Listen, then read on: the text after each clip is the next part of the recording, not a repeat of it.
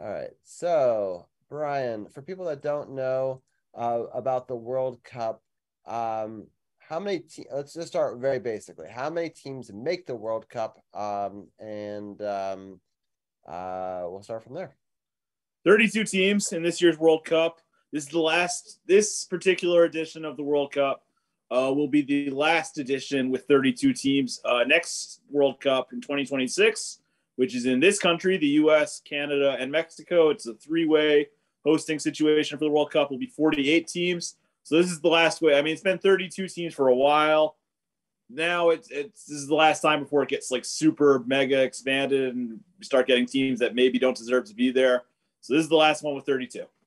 Interesting. All right. Yep. So Team USA did play today. I heard that they had done well in the first half, but they didn't have a great second half. Can you let people know a little bit more information about that? Yeah, so Team USA's first game today is group play. I'll just give the basics for people who maybe don't follow soccer. It's group play. They have three group games. They're in Group B with three other teams. The other three teams are England, Iran, and today's opponent, which was Wales. This was the first game, like I said. They play Wales today. They play England on Friday, Black Friday. That's going to be a huge game. And then Sunday is against Iran. Or, sorry, I think Tuesday. Next Tuesday is against Iran. My apologies. Today was the first game. Obviously, a lot of build-up for this game. A lot of people were really not knowing what to expect when it came to the lineup and how the U.S. would look in this game when it comes to formation and everything. But you alluded to it, Robbie. The first half, the U.S. came out firing. They looked great. They looked ready to go. They looked up for the game against Wales. I mean Wales is, they're not like a great, amazing team, but the U.S. really kind of bossed them around in that first half. They got a great goal from Timothy Weah, who's a really, really good young player. His dad was one of the greatest footballers to ever play. And I mean, his son is great in his own right. And to score this goal was huge for the U.S. And I thought, and it looked like for most of the game, it would be enough. But then at the end, just a really bad foul in the box by Walker Zimmerman. He's the defender for the U.S. Really bad challenge, I thought, to give up the penalty. And Gareth Bale of Wales is a great player in his own right. He scored what proved to be the equalizing goal, and this match finished 1-1. So each team gets 1 point in group play. I believe the U.S. They both have the same goal differential. So the U.S. I think they're both in second at this point. England won their game today. England crushed Iran today. 6-2 was the final in that one. So England right now is looking like the clear best team in the group. That's who the U.S. plays next on Friday. So overall, from the U.S. perspective, I think there are positives to take away from this game. Obviously, you want to win the game. And this is the first World Cup game for the U.S. in 8 years is a long time. They missed the 2018 World Cup. So this was a long time coming. And I think a lot of people kind of expected maybe, a complete performance. And like I said, that first half, they looked amazing. Like they looked like they could beat anybody in the world in that first half. And then the second half just kind of all came tumbling down. So for people that don't know, is Wales a good team? Wales is okay. Like I said, they're all right. Gareth Bale is probably their best player. He's a little bit older, but he's been a great player for a really long time. He just won the MLS Cup actually with LAFC a couple weeks ago. So he's going right from the MLS Cup to the World Cup. He's been kind of the face of Wales. Wales have actually not made the World Cup. This is the first time they've made the World Cup since 1958. So it's just so weird that division has Wales, the UK, and the United States in the same division. I don't know. It just seems like it's kind of funny how that happened, right? And in Iran too. U.S. of course has political things with Iran too. So it's an interesting group. Honestly, you could argue, just looking at all the groups here in the World Cup, this is probably the most complete group from top to bottom in terms of rankings. I think this has the highest average ranking of any group, and I mean, it's going to be tough. I think Iran. I keep saying it wrong. It's Iran. They did not look very good today. I actually expected more out of them. I thought they'd be a better team. but England just completely dominated them today. And I'm starting to wonder if maybe they'll be the pushover in this group. And, we'll see if the U.S. can get anything against England on Friday. But if they do, that last game against Iran is going to be huge. So we'll see. We'll see. Yeah, it's going to be tough to get out of this group, though, Definitely. Because, we have to hope for a win over Iran, and then, I don't just hope for maybe anything against England. Like even a yeah, draw a against draw England would be good. helpful. Because I think Wales is probably going to beat Iran. So we'll see how that goes. That both those games are on Friday. I think the Wales game is first, and the England-US game is at 2:00 on Friday. So mark your calendars. Yeah, for sure. For people that don't follow it, are there any other groups that you think are exciting for people to check out? And the other question I have that could be related, maybe not, is who do you think are your odds on favorite, some of the teams to pick early on that might win this whole thing? So the group that plays tomorrow, Group C, I think is actually kind of interesting. You've got Argentina, who I think is the favorite in that group without a doubt. I think they're also the sentimental favorite for a lot of people to win the whole tournament because Lionel Messi, Argentina, one of the greatest soccer players of all time, without a doubt. He's never won the World Cup. This is probably his last World Cup unless something crazy happens. And he's just a legend. I mean, he's one of the most iconic, not just in like soccer, but like in terms of like world popularity, one of the most famous people in the world. And I mean, he's an icon of the game. And I think a lot of people, myself included, if the U.S.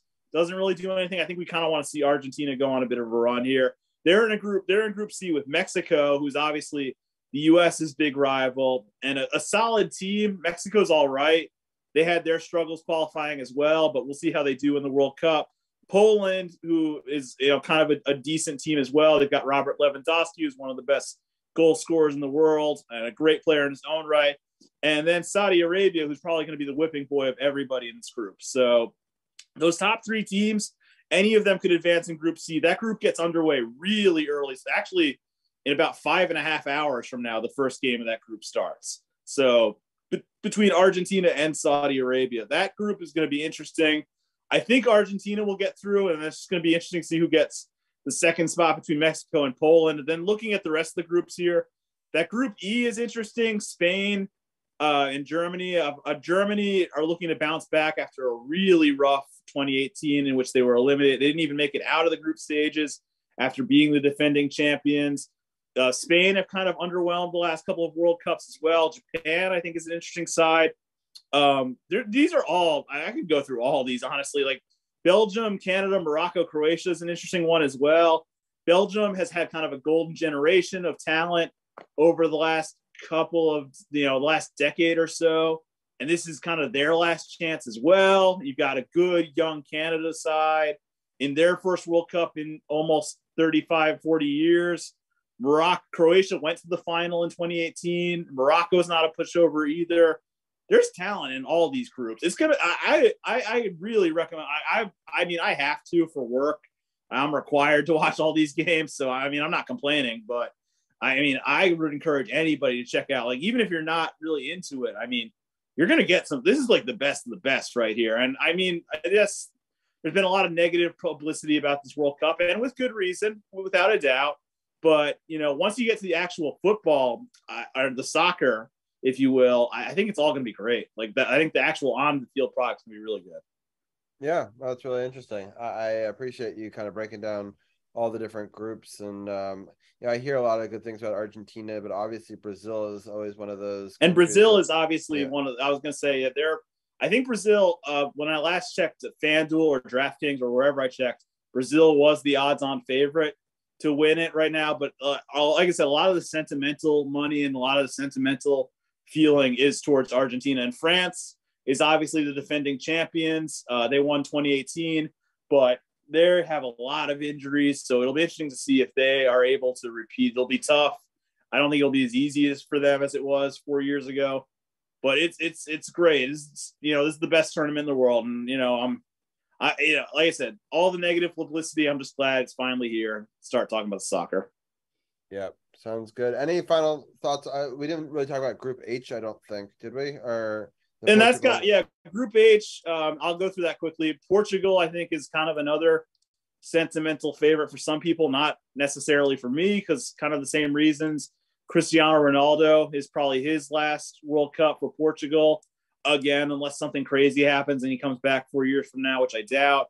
I'm not a huge Ronaldo fan, admittedly. And he's also been in the news lately for some kind of, he did a really dumb interview in which he said a lot of controversial things that I personally wouldn't have said if I were him and now we're in his situation, but he went out and said them anyway. But still, a lot of people like Messi, Ronaldo's an icon of the game, without a doubt, one of the best players of all time. And so there's a lot of people who want to see him win the World Cup. He's never won the World Cup either. So I doubt Portugal will win, but there is a lot of sentimentality towards him. Uruguay is a good team. South Korea can maybe, I think it's going to be Portugal and Uruguay. I don't see Ghana really doing much, but I think if anyone's going to surprise in that group, it would be South Korea, but I think it'll probably be Portugal and Uruguay advancing in that one. Yeah. All right. I thought I would show some of the screen there so people can get a sense of some of those teams. But Brian, I really appreciate you helping break it down. Any final things that people should be looking towards or should know before they enjoy some of these matchups? I mean, yeah, I think we can't really like gloss over all the bad stuff that's been associated with this World Cup. Qatar should not be hosting this tournament, to put it mildly. I mean, this is a country we're talking about. Just even from if you take out all the political stuff, I mean, Qatar is smaller than the state of Connecticut, and here it is hosting the biggest tournament in the world. And then you add all the politics associated with it and all that. I mean, you could look it up. I mean, it's not pretty. We're seeing reports from people down there who are also saying that things have not been great either. And FIFA's telling the players to basically stick to soccer, which is not the look I would go for, especially when you awarded the World Cup to this country in the first place. But I mean, there's a lot of bad publicity surrounding this World Cup, which is why, it's at times it's a little difficult, I think, to separate actually what's happening on the field, what's happening off it. I mean, they just banned alcohol a couple of days ago when they said there would be alcohol at the tournament, and they made a reverse decision less than 48 hours before the tournament started. I mean, and then all the politics, the gay rights, and the migrant workers who died building the state. It's awful. And I encourage, if you're not up on it, I encourage you to read up on what happened and all the politics behind this World Cup. But I mean, it's hard to ignore all that. But, I think once we do start focusing on the actual sport, I think we'll enjoy it. I've talked to my dad and a few of my coworkers as well. And we all kind of felt the same way. We all felt kind of like, this is awful and it shouldn't be happening. But once the actual sport starts, we'll be focusing on that and not, all the politics associated with it.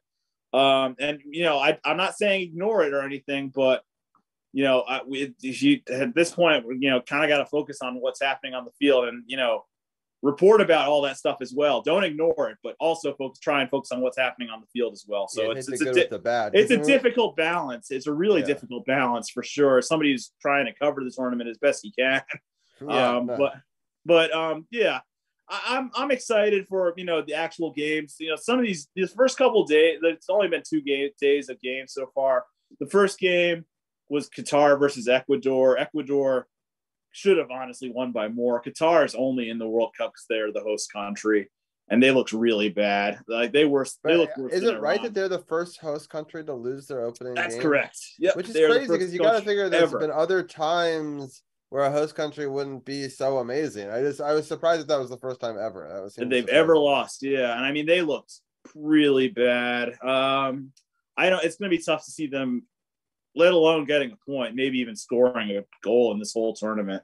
So we'll see how. I know this is like their big showcase to the world, but considering everything happening away from the pitch and how they looked on the pitch, it's kind of tough to take them seriously right now. But I'm looking forward to, some of the big major, there's no way in hell I'm waking up at 5 a.m. to watch Argentina tomorrow, but I'm excited for Argentina to start playing, Brazil, France, all these top nations to get their first games in. We saw England look really good today. There's definitely been some questionable, I would have to say, the officiating so far. It's only been 2 days, but it's already, there's already looking really shady. There's been abnormally high amounts of stoppage time in every single game, which is a little weird. I don't know how to explain it. It's very strange, but we'll see if that gets adjusted the rest of the way. And we'll see how this goes. I've seen a lot of people say it's like the Fire Fest of soccer and things like that. I did see that too. Yeah, we'll see. We'll see how it goes. I'm obviously everybody wants to label this like the worst World Cup of all time. Let's just let it all play out. We'll see what happens. We'll see if it gets worse from here.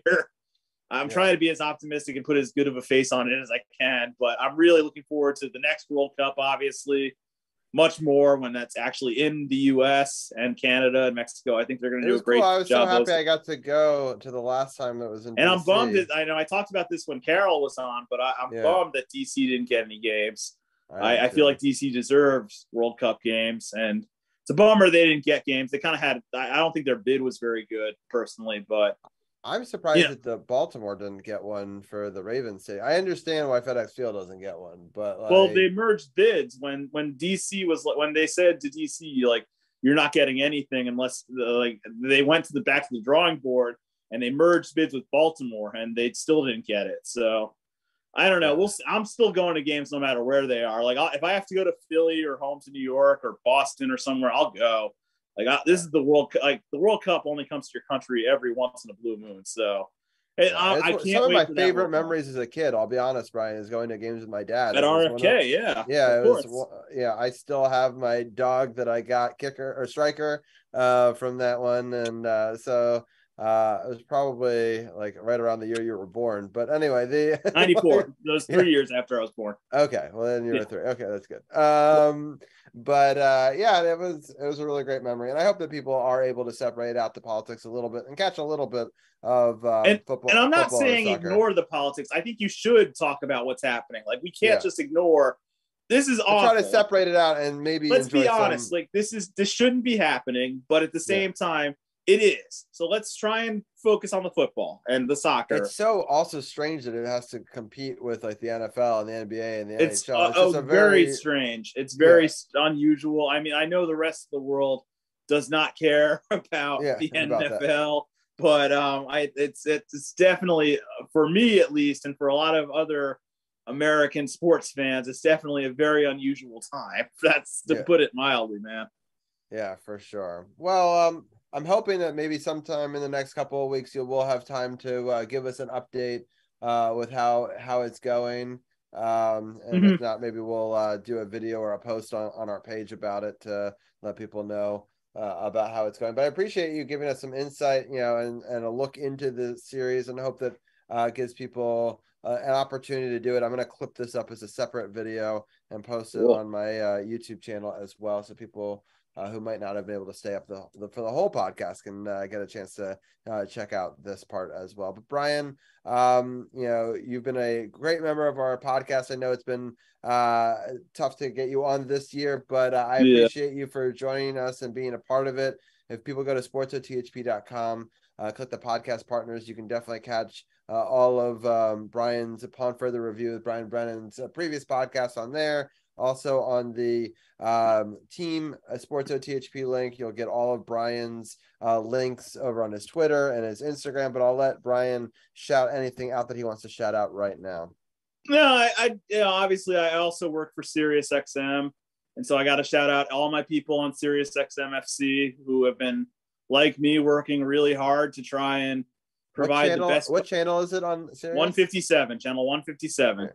Or anytime on the SXM app. Hey, but no, I do want to say my coworkers and I have been really working hard, burning a lot of midnight oil to try and provide the best coverage that we possibly can for this tournament. And again, same thing, trying to balance the politics of it with the actual on-field play. So I got to give love to all my coworkers who have done a great job so far. It's been a stressful couple of weeks, and it's going to be a stressful couple more weeks coming up with this thing. So I got to give love to them. And, for the best coverage, Sirius XM FC, channel 157, we've got pre and post game shows of every World Cup match.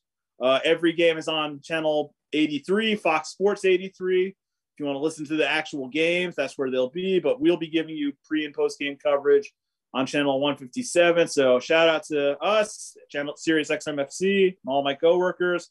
And yeah, just other than that, hope the Giants bounce back after a tough game against the Lions. We'll see how it goes against the Cowboys on Thanksgiving. I'm rooting for you guys, so I hope that you can beat the Cowboys. I always root against the Cowboys every Thanksgiving. It's a annual tradition. I mean, I always root against the Cowboys every day. yeah, it's true. But I'm just saying it's a Thanksgiving tradition for me, at least for that part of it. Definitely. And I'll actually be in New York City for that. So that's kind of a role reversal. You'll actually be here. Yes. But yeah, I'll be doing. I gotta point out, I'll actually be doing work while the game's going on. So that's crazy. We'll see how it goes. I don't know how my coworkers are gonna feel about me being distracted by the Giants, but we'll see how it goes. One last question: how long is the World Cup go for? The final is, I believe, December 18th. Sunday, December 18th is the final. Got it. Okay. Well, so we got to let people know, this is episode 290 of Sports on the Hill podcast. Next week will be obviously episode 291. We're going to be doing all the way up until the 12th, and that will be the last one. So 91. So it's episode 293, and then we're going to be taking 3 weeks off for our winter break, and we'll be back on the 9th of January. So we can maybe on the 12th preview sort of towards the end of the tournament at that point, because it'll be down to the last couple of rounds, I would assume, by that point. So yeah, but I appreciate, Brian, you for helping to lead me through this and educate me on the World Cup. I'm always interested in it, but I have to say there's been so much other sports I haven't had time to do enough research. See, that's the other reason I hate that it's happening now, man. There's so much going on. It's like the worst possible time, but for U.S. sports fans, it's just like it's hard to make them, because you got to figure that you're a fan of either hockey, basketball, or football. The likelihood you're not a fan of any of them, but just soccer is very, in this country, very, very small. So yeah. But I'm happy we gave a little spotlight for it here tonight. So I appreciate you staying up late and helping me do that. Yeah, no worries, man. No worries. You have a great rest of your night, and thanks for having me on. Sounds good. Thank you, Brian. And so we will end our live on Facebook with just thanking all of our different members of the team SportsOTHP, as I call it, from Anna, Gil, and Casey at the very beginning of the show, to then bringing in Champ and Dugenet for the football talk, and then bringing Brian and Casey back for some football talk. Switching over to the NBA side of things, talking about a very exciting week and how excited I was to get to go to a game, and then to end it with soccer with Brian. It's been a really fun show. I hope that people enjoyed it. An extra long episode of Sports on the Hill podcast for DC sports without the politics. And I really hope that everyone has a wonderful Thanksgiving, and we'll be back with episode 291. Hopefully the Capitals will be doing better. The Wizards have a big week. We'll be talking about the live game versus the Timberwolves and Monday Night Football, and recapping hopefully a good game for the Commanders as well. So thank you for tuning in for the side of on Facebook, as well as our audio podcast, and I'll end that here with a Let's Go Washington. Recording stopped. So I appreciate everyone for tuning in over there on Facebook. And on the audio side, we're live here on Twitch here with our final thoughts. I think I'm going to skip the raid tonight. It's just been such a long evening. But I really appreciate everyone for tuning in. A 2-hour and 40-minute podcast. We got it all in. We do have a Pokemon to catch in about 50 seconds. So I will stay around for that Pokemon, and then we will just end our stream and probably not go anywhere. But thank you, Andy and Champ, for sticking with me through the whole thing. It was definitely a fun show. I really appreciate everyone for being a part of it. I was just talking about at the end on the Facebook and the audio. It was just a really cool show to be able to do and talk a little World Cup. It's not the first time we've been able to talk about the World Cup, so it's cool that we've now been around long enough here on our 7th season that we've gotten to talk about multiple World Cups, which is really fun. Yeah, it's been a great podcast, and I really appreciate everybody for doing it with me and for being a part of it here on Twitch as well. Yeah, it's been a fun one. It's a Delicatty, which is a big cat. I think I have one, but I will pokey catch with a great ball anyway, and let Andy do the same if he would like to. But I really appreciate all you guys for tuning in and being a part of episode 290. I'm really proud of the Commanders and the Wizards for winning 5 out of 6. It's very rare that I get to say that about both the teams. And thank you for everyone for following. We're at 440 followers. We're just 10 away from our follow goal by the end of the year. We have a couple more weeks, as I was talking about.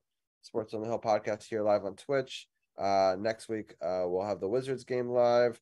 Then the following week on the 5th, and then on the 12th, we actually, I believe, have a live Caps game during that one against Edmonton.